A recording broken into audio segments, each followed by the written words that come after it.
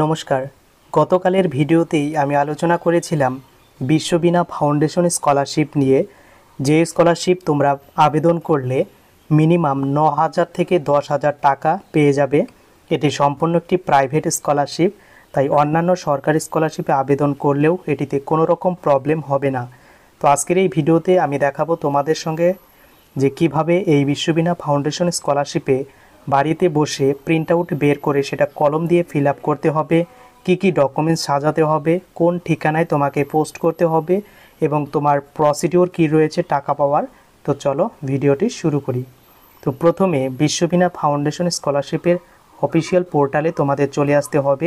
এই পোর্টালের link video ডেসক্রিপশনে দেওয়া থাকবে, সেখান থেকেও কিন্তু সরাসরি ভিজিট করতে পারো।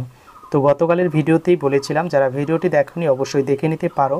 মিনিমাম যারা 80% মার্কস পেয়ে পাশ করেছে মাধ্যমিক উচ্চ মাধ্যমিকে শুধুমাত্র তারাই এখানে আবেদন করতে পারবে এবং শুধুমাত্র ওয়েস্ট বেঙ্গলের স্টুডেন্টরাই কিন্তু আবেদন করার জন্য যোগ্য।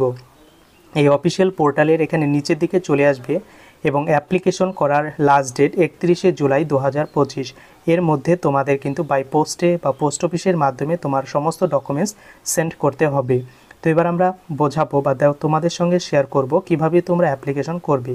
তো নিচের দিকে আসার পর এখানে ডাউনলোড অ্যাপ্লিকেশন ফর্ম একটি দেখতে পারবে। এখানে ডাউনলোড ক্লিক করে তোমরা কিন্তু ফর্মটা ডাউনলোড করে নেবে। তো ডাউনলোড করার পর কয়টি পেজ আছে? মূলত দুটি পেজ রয়েছে।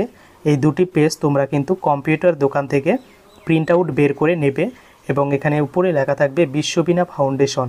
তো এখানে তোমাকে কিন্তু এই স্কলারশিপের অ্যাপ্লিকেশন ফর্মটা ফিল আপ করতে হবে 2024-25 সেশনের।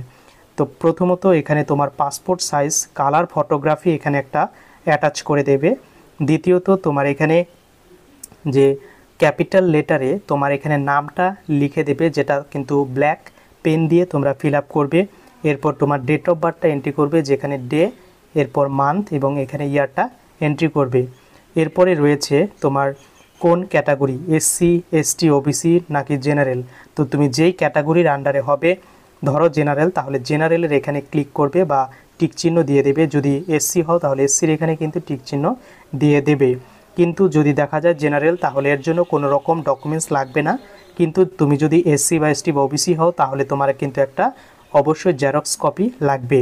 তো এরপরে বলেছে ফাদার্স বা গার্জিয়ানের নাম।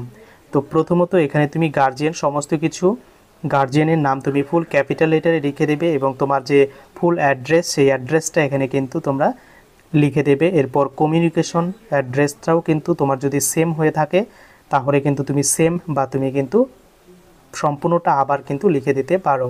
তো এরপরে বলেছে তোমার মোবাইল নম্বর বা ফোন নম্বর। তো তুমি মোবাইল নম্বরটা দিয়ে দেবে, যেটা কিন্তু পরবর্তীকালে তোমাকে ফোন করা হবে, যেটা অবশ্যই তোমার অ্যাক্টিভ থাকতে হবে। এরপর একাডেমিক কোয়ালিফিকেশন যেগুলো ফিল করতে হবে মাধ্যমিক পাশের পর।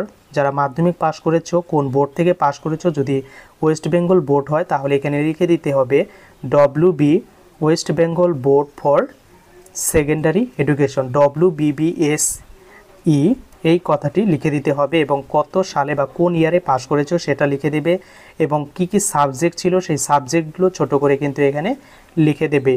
এরপরে তুমি কত পার্সেন্টেজ পেয়েছিল মাধ্যমিকে সেটা লিখে দিবে এবং কোন ডিভিশনের আন্ডারে পাস করেছো বা কত নম্বর পেয়েছো সেটা এখান থেকে যে কোনো একটি লিখে দেবে।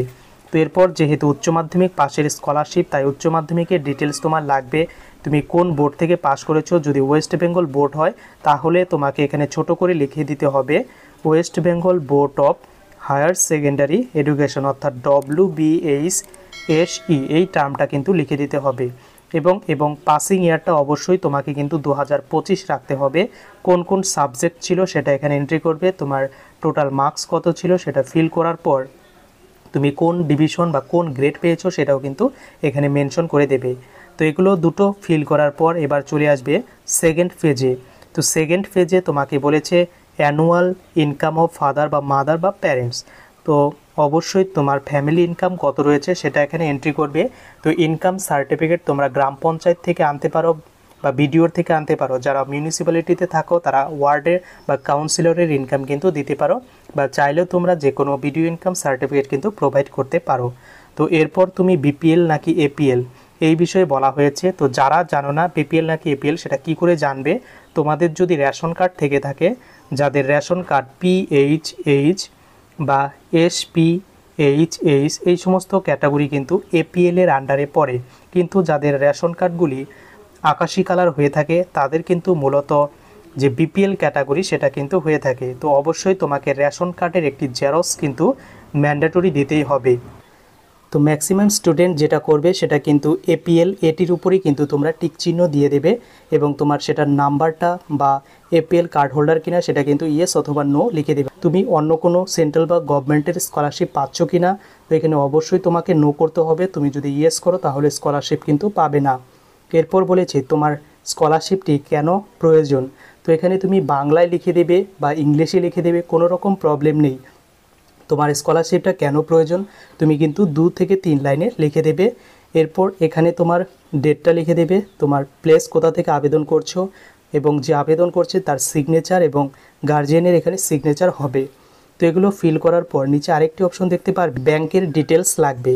তো এই ব্যাংকের ডিটেলসের জন্য এখানে বলা হয়েছে for the selected candidates after the interview, অর্থাৎ ইন্টারভিউয়ে যারা সিলেক্টেড হবে তাদের ব্যাংক অ্যাকাউন্ট ডিটেলস দিয়ে দিতে হবে।